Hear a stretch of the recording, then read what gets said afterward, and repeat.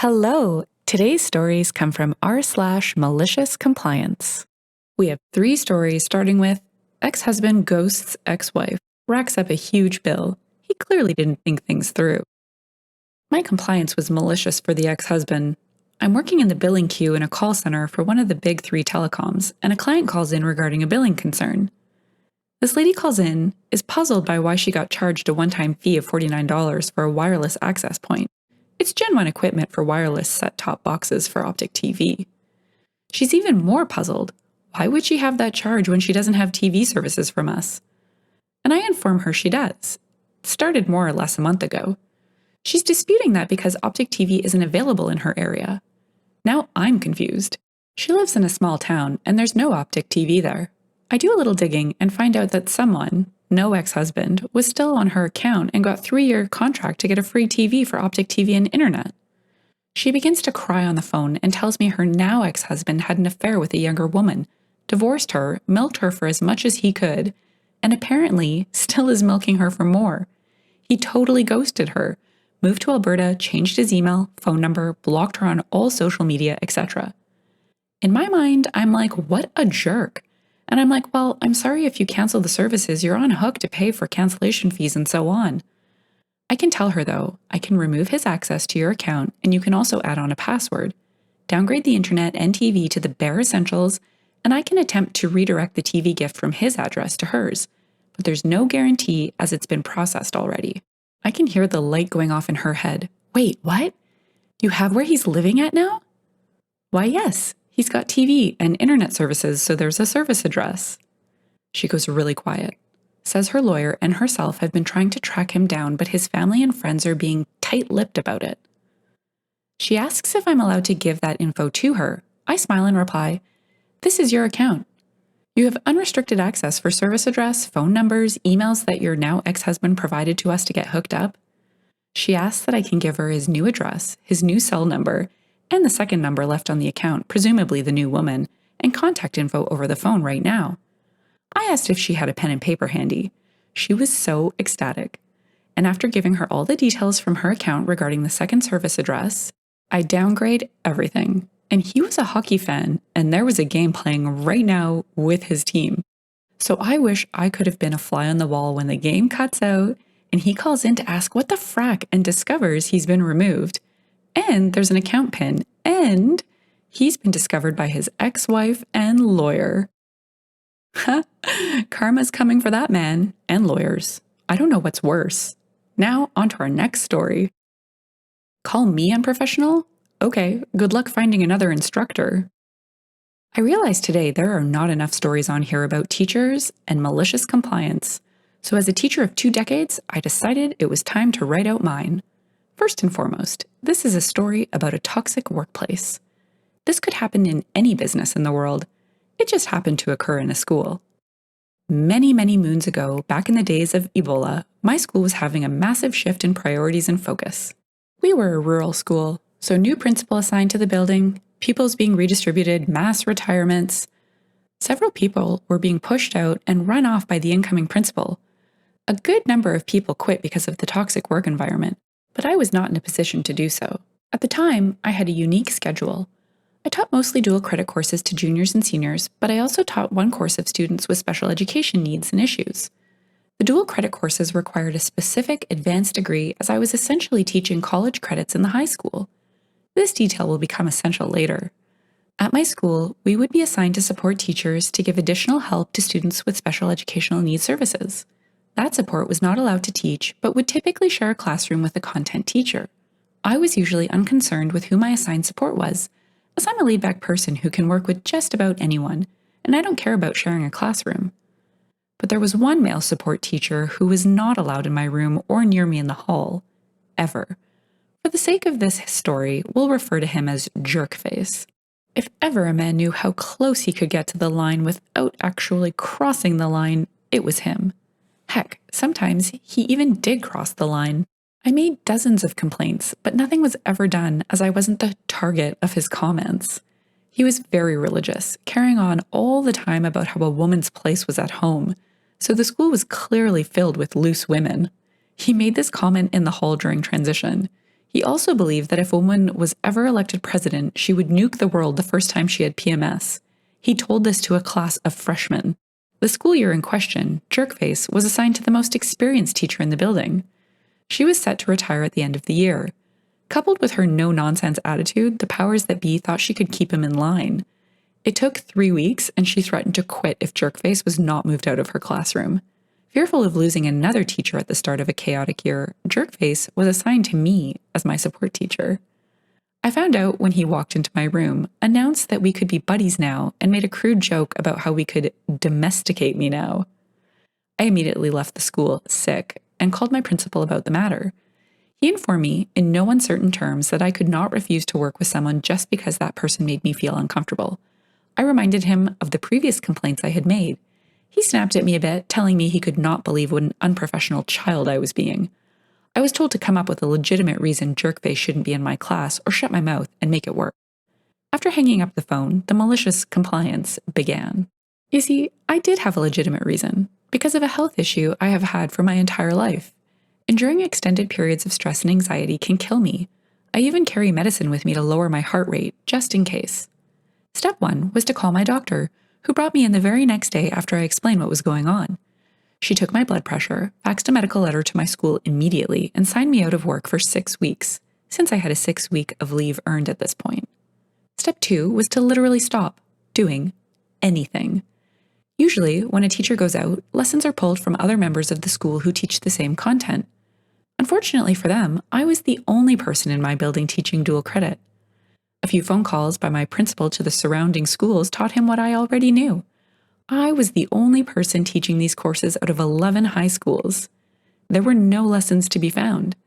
I'm not sure what they gave my students to do during that time, but it surely wasn't the correct work. Step 3 was to let 2 or 3 of the parents know what was going on. I never directly told them, but a friend of a cousin of a neighbor might have heard about my health issues and, passed the information along. Here's the point in the story when you think I'm about to tell you I enjoyed my 6-week paid vacation and went back to work, right? Oh no, the malicious compliance continues. A week before I am scheduled to return to work, my principal calls me up. Standard well wishes about my health are extended, after which he says that he hopes the weeks away from the building have cleared my mind and helps me realize how hysterical I was acting. He continued by telling me that regardless of my feelings, I would continue to have Jerkface as a support teacher. I asked him if he was ready to lose a teacher over this, and he laughed and hung up. Knowing that this was probably going to happen, I already had a doctor's appointment set up for phase 2. Because my health issue is explicitly and clearly covered by the ADA, my doctor issued me reasonable accommodation paperwork to give to HR. Essentially, I was to be allowed to teach in the least stressful environment possible, as determined by myself and my supervisor, along with the doctor's note restricting me to teaching duties that could be performed at home because of the excessive stress currently in the building. Like I said, we are in the year of Ebola, so virtual learning was unheard of in most places. I checked with a lawyer to make sure my contract was airtight. It was, and I delivered the paperwork to the head of HR, whose child I taught. I also contacted my college supervisor, whose child I taught, to inform her that as of Monday, I would have been absent for more than 20% of the seat time for my courses, thus rendering those credits invalid. Over the weeks, she had pieced together what was going on, despite the school refusing to communicate any information with her, and she was furious. She may have told other parents what was going on, which resulted in dozens of calls to the school within a few days. By Monday, my accommodations were approved. I was allowed to teach my classes virtually from my home to save the embarrassment of canceling dual credit courses. And I wrote out the year at home before transferring districts at the end of the year. I never spoke to or saw Jerkface again. It's sad to see that the principal didn't have any direct consequences here, but it seems like Jerkface will make his own consequences wherever he goes. There's no avoiding that type of personality. OP posted some thoughts on why the principal tolerated this and some indirect consequences for the principal as well. Did you ever find out what Jerkface had on the principal? OP. As far as I know, it was just a bromance. Did they ever find anyone else for the dual credit courses? OP. After I left for good, they hired someone to teach half of the courses and stopped offering the other half because there was no qualified teacher. And now for our next story. This one is a little older but complete and too good not to cover. Special thank you to Prince Elijah for the subreddit recommendation. Debt collectors wants to see my father-in-law. Well, here you go. For a small bit of context, my father-in-law died about 2 years ago. He was living with us at the time due to health issues. About 6 months after his death, we started getting letters from debt collectors asking for stupid amounts of money. We did as asked and provided a copy of his death certificate and was told it was sorted. He didn't have much money and covered his funeral. Father-in-law wanted to be cremated, so we did as asked and have him stashed in a cupboard under the stairs. Wife has put his ashes under a tree but saved some for if we ever move. A few weeks ago, we have several suited men turn up at our house. I go out the back door and walk to the front of our house, Smallhold Farm. I ask the men what they are doing on my property, and they say they're here to collect an outstanding debt. I ask to see their paperwork. Only debt we have is a mortgage, which we paid on time without fail.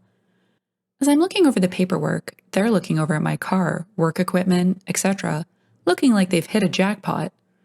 I noticed the name was father-in-law and explained to them he'd been dead for about 2 years. They demand to see him as they have no record of this and that they will take items to cover his debts. I pull out my phone and text my wife to call police because of trespassers, and I ask her to put her dad's ashes in the front porch. I tell the debt collectors I've contacted her father and he will be with us shortly. And until he is here, they are to wait off my property as I'm the homeowner. I had to show them my ID to prove I wasn't the man they were looking for. Once the police turned up, they all drove back onto my property and I fetched the box of ashes. The debt collectors asked again if they could speak to father-in-law, so I then handed them the bag of ashes, which had a label that reads, "The remains of father-in-law," and the date. I looked the main debt collector in the face and said, "I told you he was dead several times and you still asked to see him. Hope you guys have a good chat and are able to sort out this mess. Oh, and while you're speaking to him, can you ask him where he left my spare workshop key?" I turned to the police and explained how I've also asked them to get off my property several times and they refused because they needed to see father-in-law. They hand back the ashes and are getting ready to leave. I look at the police officer and he burst out laughing, and the officer asks if they will be coming back or are they satisfied with this evidence. They claim to be happy with it. I have now added a lock to my main gate and an intercom. This morning, I get a buzz just as I'm getting set up for the morning's work. Same debt collection company wanting again to see father-in-law. I grab the box of ashes and copies of the death certificate and head down to the main gate. 2 suited gentlemen and a very large van blocking my gate. I've driven down in my van and I get out, box and papers in hand. I again explain that he is dead. I show his death certificate and they again ask to speak to him. So I hand over the box and ask for their head office phone number. I stand in front of them, calling their boss, and explain that I've shown them the death certificate and his ashes. How do they expect him to pay his debts now he's dead? They have assured me that they will not be returning. Update conclusion. Thursday afternoon, while I'm loading my van in the wife's car, I noticed 2 men in suits stood at the bottom of my driveway by my locked gate. I walked towards them, and as I got close, they shouted asking to see dead father-in-law. I explained that he is dead and asked which debt collector agency they worked for. Same as the last 2 times. I pulled out my phone and contacted the same person I spoke to last time that claimed this wouldn't happen again. I'm then told that dead father-in-law called the office and spoke to a different person, and that the debt was able to be paid or collected in full. I then hang up and head back to the house again to collect the ashes, death certificate, and the email from the collectors. I jump in my car and drive out of one of the other exits from my small farm. It takes about an hour and 45 minutes to drive to the office because I live well out in the middle of nowhere. I walked into the office about 2:30 and asked to see the manager and whoever is above her. I'm kept waiting about 30 minutes and then asked to go to an office of the big boss. The big boss asks why I'm dealing with this rather than having my father-in-law come and sort it like a man. I pull out his bag of ashes and dump the entire contents onto his desk and replied with, "He's here now, fracking deal with him." I also then pulled out the death certificate and email and dumped them in front of him, all while the manager I spoke/had email dealings with and to stood silent behind him. Big boss turns to manager and asks if this is true, and nothing. Just silence. Then Big Boss turns back to me and apologizes for the mix-up and issues and has promised this will not happen again. Then asks if I'm going to clean the ashes off his desk. I say no, because he was rude about dead father-in-law, so it's down to them to sort and turn to walk out of the office. By the time I'd gotten 15 or 20 meters away from the office, the receptionist comes running up with the bag of ashes. Apparently, Big Boss made manager tidy it up and was now shouting and screaming. I get home and have an email waiting from Big Boss. Basically, for all the crap wife and I have just been through, he is going to give us double what they were demanding in the form of an apology. And he has written off the debt, meaning it can't be sold on or anything like that. Let's just hope that this is truly the last time I have to deal with this crap. Had a good weekend at the festival, sewed a load of my items, made loads of new mates, and calmed down by the Saturday morning after spending Friday night drunk and sat around a fire. Was definitely needed. Edit. It was about 50 grams or 1 inch of ash in a sandwich bag. I told my wife I was going to do this if they turned up again. Oh gosh, that compliance was beyond malicious. It was deadly. Okay, I know, I'm not funny. I guess the only two certainties in life, though, are death and taxes. But that might not be true if debt collectors had their way.